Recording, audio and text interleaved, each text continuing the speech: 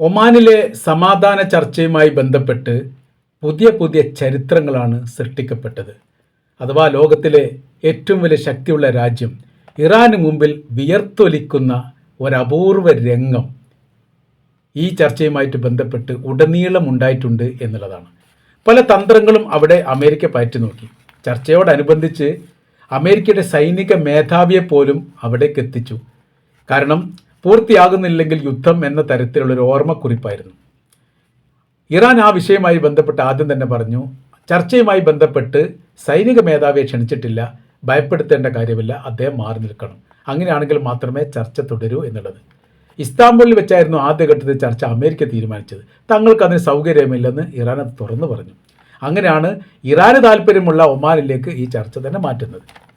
അപ്പോൾ ചർച്ചയിൽ ഉടനീളം അമേരിക്ക പറയാൻ ഉദ്ദേശിച്ച ഒരു കാര്യം പറയാൻ വേണ്ടി സാധിച്ചിട്ടില്ല, ഇറാൻ സമ്മതിച്ചിട്ടില്ല. ഇറാൻ ഒരു കാര്യത്തിൽ മാത്രം ആസ്പദമാക്കിയിട്ടുള്ള വിഷയത്തെക്കുറിച്ച് മാത്രമേ പറയേണ്ടതുള്ളൂ. അത് ആണവായുധം നിർമ്മിക്കുക എന്നുള്ള ഒരു പ്രയോഗം, ആണവായുധം ഉപയോഗിക്കുക എന്നുള്ളൊരു പ്രയോഗം, അത് രണ്ടുമാവാം.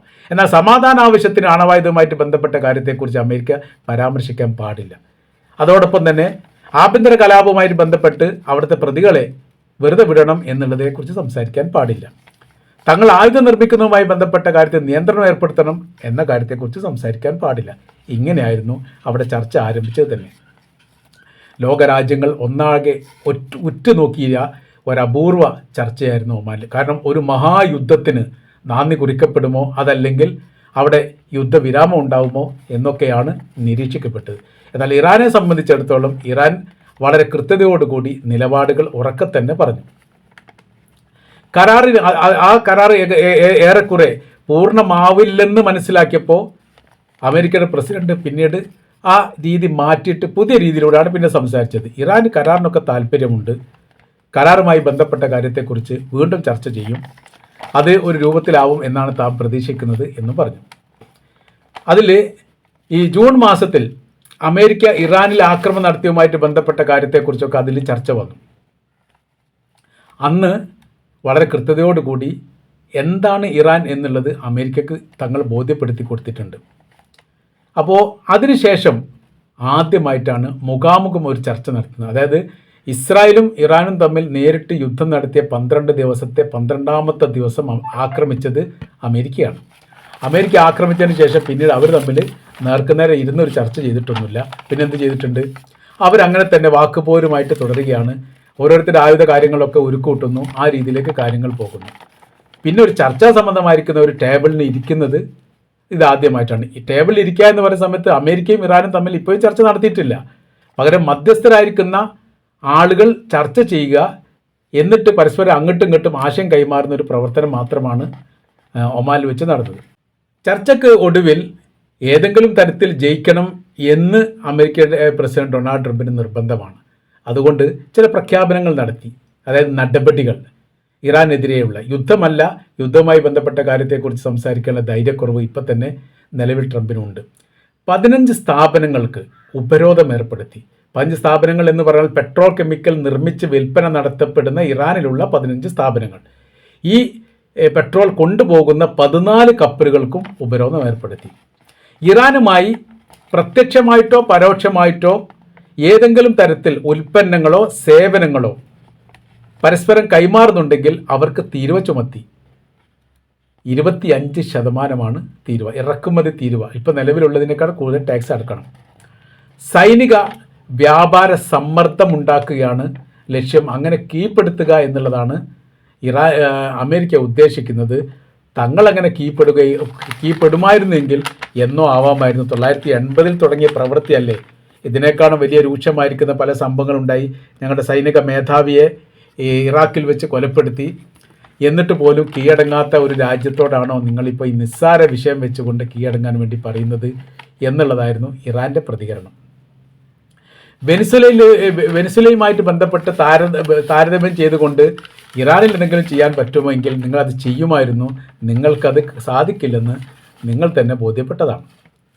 അപ്പോൾ ഇപ്പോൾ സ്ഥിതി കാര്യങ്ങൾ എന്ന് പറയുന്നത് മധ്യസ്ഥരെ സംബന്ധിച്ചിടത്തോളം ഈ പ്രശ്നത്തിന് ഒരു രമ്യമായിരിക്കുന്ന ഒരു പരിഹാരം ഉണ്ടാക്കാൻ സാധിക്കാത്തതിൽ അവർക്ക് നിരാശയുണ്ട്. അതവർ പറയുകയും ചെയ്തു. ഒമാൻ്റെ വേദി, അടുത്തതും ഒമാൻ്റെ വേദി തന്നെയാണ്. ഒമാൻ്റെ വിദേശകാര്യമന്ത്രി ബദ്ർ ബിൻ സുവൈദിയാണ് ഇതിന് നേതൃത്വം നൽകുന്നത്. അധ്യക്ഷത പീഠം അലങ്കരിക്കുന്ന അദ്ദേഹമാണ്. അമേരിക്കയുടെ സ്റ്റീവ് വിറ്റ്കോഫ്, മിഡിൽ ഈസ്റ്റിൻ്റെ അമേരിക്കയുടെ ദൂതനായിരിക്കുന്ന ഈ സ്റ്റീവ് വിറ്റ്കോഫാണ് ഈ ദൂതൻ. പിന്നീട് കുഷ്നർ എന്ന് പറയുന്ന വൈറ്റ് ഹൗസിലെ ഉപദേഷ്ടാവ്, അത് ട്രംപിൻ്റെ മരുമകൻ കൂടിയാണ്. ഇവരാണ് അമേരിക്ക പ്രതിനിധീകരിച്ചുകൊണ്ട് പങ്കെടുത്ത 2 പേര്. പിന്നീട് വിദേശകാര്യമന്ത്രി ഇറാനെ പ്രതിനിധീകരിച്ചുകൊണ്ട് വിദേശകാര്യമന്ത്രി അബ്ബാസ് അറാഞ്ചി, ഒമാനിൽ അവിടുത്തെ വിദേശകാര്യമന്ത്രിക്ക് പുറമെ ഖത്തറിൻ്റെയും ഈജിപ്തിൻ്റെയും തുർക്കിയുടെയും പ്രതിനിധികൾ. അപ്പം 4 പ്രതിനിധികൾക്ക് മുമ്പാകെയാണ് ഇറാൻ്റേതായിരിക്കുന്ന നിലപാടും അമേരിക്കയുടേതായിരിക്കുന്ന നിലപാടും പറഞ്ഞത്. ഒരു ഒത്തുതീർപ്പിൻ്റെ കാര്യം എന്ന് പറഞ്ഞാൽ അമേരിക്ക പറയുന്ന കാര്യങ്ങൾ ഇറാൻ അംഗീകരിക്കണം. അതൊരിക്കലും നടക്കാത്തൊരു കാര്യമാണ് എന്നുള്ളത് കൃത്യമാണ്. ഇറാൻ പറയുന്നത് അപ്പാടെ അമേരിക്ക അംഗീകരിക്കണം. അതും അങ്ങനെ വരാനുള്ള സാധ്യത വളരെ കുറവാണ്. അപ്പോൾ പിന്നെ യുദ്ധത്തിലേക്കാണ് കാര്യങ്ങൾ നീങ്ങുക. അതിന് തങ്ങൾ തയ്യാറാണ് എന്ന തരത്തിൽ ഇറാൻ അത് പറഞ്ഞു വെക്കുകയും ചെയ്തു. ഈ ചർച്ചയുമായിട്ട് ബന്ധപ്പെട്ട കാര്യത്തൊക്കെ നമ്മൾ മനസ്സിലാക്കേണ്ട പ്രധാനമായിരിക്കുന്ന കാര്യം, അടുത്ത പ്രാവശ്യം ചർച്ച നടത്താൻ വേണ്ടി തീരുമാനിച്ചിരിക്കുന്നത് ഡേറ്റ് കൺഫേം ആയിട്ടില്ല. അടുത്ത ദിവസം തന്നെ ഉണ്ടാവുമെന്നാണ് സാധ്യത. ഒരാഴ്ചക്കുള്ളിൽ എന്നൊക്കെ പറഞ്ഞിട്ടുണ്ട്. ഒരു ഇസ്ബു ആണ് അതിൻ്റെ അവർ പറഞ്ഞു വെച്ചിരിക്കുന്ന കാര്യം. അപ്പോൾ അങ്ങനെ വരുന്ന സമയത്ത് ഈ ചർച്ചയിൽ ഇതേ കാര്യം വീണ്ടും ഇറാൻ ആവർത്തിക്കും.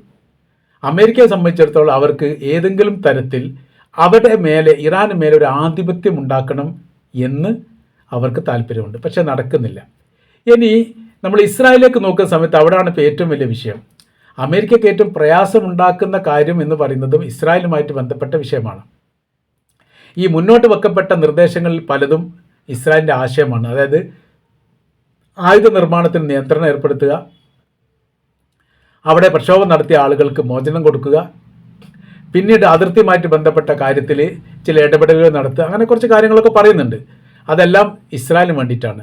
അപ്പോൾ ഇറാൻ വളരെ കൃത്യതയോടുകൂടി പറഞ്ഞിരിക്കുന്ന ഒരു കാര്യം, തങ്ങൾ ഇസ്രായേലിനെ ലക്ഷ്യമാക്കും. തങ്ങൾ നിങ്ങളുടെ സൈനിക ബേസ്, അതായത് ഇപ്പോൾ ഉള്ള ഈ മെഡിറ്ററേനിയൻ കടൽ തീരത്തോ അല്ലെ അറബിക്കടൽ തീരത്തോ ഒക്കെ ഉള്ള അമേരിക്കയുടെ കപ്പലിലെ സംവിധാനത്തെയും ലക്ഷ്യമാക്കും. മൂന്നാമത് അറബ് രാജ്യത്ത് പ്രവർത്തിക്കുന്ന അമേരിക്കയുടെ സൈനിക ബേസുകളെ ലക്ഷ്യമാക്കും. ഇങ്ങനെ ആ സമയത്ത് അറബ് രാജ്യങ്ങളുമായിട്ട് ഉടക്കാനുള്ള സാധ്യത വളരെ കൂടുതലാണ്. ഇസ്രായേൽ എന്ന് പറഞ്ഞാൽ ചെറിയ രാജ്യമായതുകൊണ്ട് അവർക്ക് നേരെ ഉണ്ടാകുന്ന ഏതൊരു അക്രമത്തെയും വളരെ പെട്ടെന്ന് പ്രതിരോധിക്കാൻ സാധിച്ചിട്ടില്ലെങ്കിൽ വലിയ സർവനാശം ഉണ്ടാകും. അതാണ് കഴിഞ്ഞ 12 ദിവസം ഉണ്ടായത്. അങ്ങനത്തെ ഒരു പ്രയാസം ഇസ്രായേലിനുണ്ട്.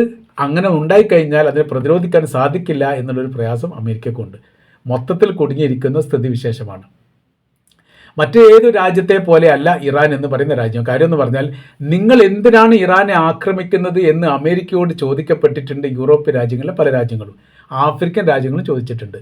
അതിന് കൃത്യമായിരിക്കുന്ന ഉത്തരം പറയാൻ അവർക്ക് സാധിച്ചിട്ടില്ല. ആണവായുധം ഉണ്ടാക്കുന്നു എന്നുള്ളത് ഒരു കൃത്യമായിരിക്കുന്ന ഒരു കാരണമായിട്ട് പറയുകയാണെങ്കിൽ പാകിസ്ഥാൻ്റെ കയ്യിൽ ആണവായുധമുണ്ടല്ലോ, ഇസ്രായേലിൻ്റെ കയ്യിലുണ്ടല്ലോ, ഒരു പരിധിവരെ തുർക്കിയുടെ കയ്യിലുണ്ടല്ലോ. ആണവായുധം ഒരുപാട് രാജ്യങ്ങളുടെ കൈവശത്തിലുണ്ട്. ചൈനയുടെ കയ്യിലുണ്ട്, ഫ്രാൻസിലുണ്ട്, ഇറ്റലിയുണ്ട്, ബ്രിട്ടനുണ്ട്, അങ്ങനെയൊക്കെ പോകുന്നുണ്ട്. അവർക്കൊക്കെ ആവാം, ഇവർക്കാവില്ല എന്ന് നമ്മളെങ്ങനെ പറയാൻ വേണ്ടി പറ്റുക? അപ്പോൾ അത് ഉചിതമായിരിക്കുന്ന കാര്യമല്ല. നിങ്ങൾ എന്തിന് ആക്രമിക്കുന്നു എന്ന ചോദ്യത്തിന് കൃത്യമായ രീതിയിൽ മറുപടി പറയാൻ പോലും പ്രയാസപ്പെടുന്ന സ്ഥിതിയാണ് നിലവിലെ സാഹചര്യത്തിൽ അമേരിക്ക അനുഭവിക്കുന്നത്.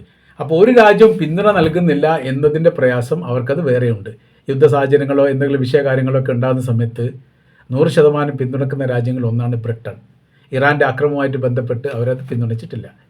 ഗസ വിഷയവുമായിട്ട് ബന്ധപ്പെട്ട കാര്യത്തിൽ തന്നെ ഒരു തീർപ്പുണ്ടാക്കാൻ സാധിക്കാത്ത അമേരിക്ക എങ്ങനെയാണ് ഇറാൻ്റെ വിഷയത്തിൽ തീർപ്പുണ്ടാക്കുക എന്നുള്ളതും ചോദിക്കപ്പെട്ടതാണ്. അതിനൊക്കെ പുറമെ അമേരിക്കയ്ക്ക് പ്രയാസം ഉണ്ടാക്കുന്ന മറ്റൊരു കാര്യം, 5 ലക്ഷത്തോളം പേഴ്സണൽ ട്രൂപ്പുള്ള ഒരു രാജ്യമാണ് ഇറാൻ. ആ വിഭാഗം ആരാണ് എന്നുള്ളതും അവരുടെ ആയുധം എത്ര അവരുടെ കൈവശത്തിലുണ്ട്, എന്തൊക്കെയാണ് അവർ ചെയ്യുന്നത്, എന്തൊക്കെയാണ് പ്രതികരണം എന്ന് ഇപ്പോഴും യഥാർത്ഥത്തിൽ അമേരിക്കയ്ക്ക് അറിവ് അജ്ഞാതമാണ്. അത് അവർക്ക് പേരുണ്ടാക്കാൻ പ്രധാനമായിരിക്കുന്ന കാര്യം അഫ്ഗാനിസ്ഥാനിലെ താലിബാൻ്റെ വിഷയമാണ്. താലിബാനെ തുടച്ചു നീക്കിയിട്ടാണ് അവിടെ ഒരു ഭരണ സംവിധാനം അമീദ് കർസായിയുടെ നേതൃത്വത്തിൽ കൊണ്ടുവന്നത്. 15 വർഷം, ഏകദേശം 17 വർഷത്തോളം അവർ ഭരിച്ചു. 15 കൊല്ലത്തോളം അമീദ് കർസായും പിന്നീട് 2 അല്ലെങ്കിൽ 3 വർഷത്തോളം അദ്ദേഹത്തിൻ്റെ സഹോദരനും റസ എന്ന് പറയുന്ന ഒരാളെങ്ങാനാണ് പിന്നീട് ഭരണം നടത്തിയത്. അപ്രതീക്ഷിതമായ രീതിയിൽ ഏകദേശം 2500-ലധികം അമേരിക്കൻ സൈനികർ സേവനത്തിന് വേണ്ടി അവിടെ നിൽക്കെ, സ്വന്തമായിരിക്കുന്ന എയർപോർട്ടും അതുപോലെ സൈനിക ബേസും ഉണ്ടായിരിക്കെ അവിടെ ഒരു ഭരണം അട്ടിമറിഞ്ഞു. അത് താലിബാനാണ് കൊണ്ടുവന്നത്. താലിബാൻ എവിടെ നിന്നാണ് ഇത്രയും സൈനികമായിരിക്കുന്ന ശക്തി സംഭരിച്ചത് എന്നതിനെക്കുറിച്ച് ഇപ്പോഴും അജ്ഞാതമാണ്. അപ്രതീക്ഷിതമായിരിക്കുന്ന ഒരു ആക്രമണത്തിന് മുൻപിൽ ഭരണം അട്ടിമറിയുന്നു, താലിബാൻ ഭരണം പിടിച്ചെടുക്കുന്നു. ഈ അമേരിക്കയുടെ ചരിത്രത്തിൽ ആദ്യമായിട്ടാണ് അവർ ഭീകരവാദികളായി പ്രഖ്യാപിച്ചു കൊണ്ട് ഭരണത്തെ അട്ടിമറിച്ച് പുതിയൊരു ഭരണ സംവിധാനം നിർമ്മിക്കപ്പെട്ട ഒരു രാജ്യത്ത് അമേരിക്ക നിർമ്മിക്കപ്പെട്ട ആ ഭരണ സംവിധാനത്തെ അട്ടിമറിച്ചുകൊണ്ട് ഭീകര ആണ് എന്ന് പ്രഖ്യാപിക്കപ്പെട്ട വിഭാഗം അധികാരത്തിൽ വരുന്നത്. അത് ലോകത്തിന് മുൻപിൽ അമേരിക്ക വലിയ രീതിയിൽ നാണക്കേടുണ്ടാക്കിയിരിക്കുന്ന കാര്യമാണ്.